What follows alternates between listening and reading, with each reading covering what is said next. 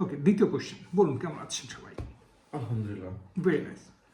বর্তমানে যে পরিস্থিতি পোল্যান্ডের সার্বিক পরিস্থিতিতে সবার মধ্যে একটা ভয় ভীতি কাজ করতেছে যে নর্মালি যে আমি কিংবা ফরেনার ল অনুযায়ী, যে ফরেন ল অনুযায়ী পোল্যান্ডের সাধারণত খুব বেশি ডিসিশন কার্ডের ক্ষেত্রে নেগেটিভ আসতেছে।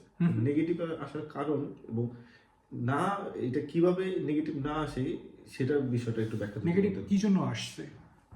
বিভিন্ন কারণ বসত।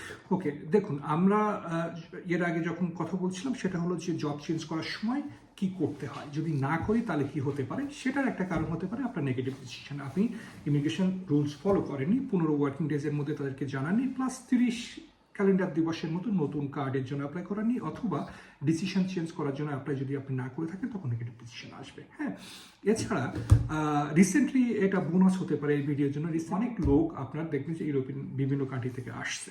হ্যাঁ, তারা যখন আসছে তখন তাদের একটা নিয়ম আছে, যে কান্ট্রিতে তারা এসেছিল বা যে কান্ট্রির জন্য তাদেরকে ভিসা দেওয়া হয়েছিল বা কার্ড দেওয়া হয়েছিল, ওই কান্ট্রি থেকে বের হওয়ার 90 দিনের মধ্যে তারা পোল্যান্ডে থাকলে তাদের কার্ডের জন্য অ্যাপ্লাই করতে হতো। অনেকে এটা করছে না, তারও একটা কারণ হতে পারে তারা নেগেটিভ ডিসিশন পাচ্ছেন। এছাড়া আপনার অন্যান্য ফর্মাল কিছু রিজন আছে, সেগুলো যদি আপনি ফলো না করেন তবে এটা আপনার নেগেটিভ ডিসিশন আপনি পেতেই পারেন।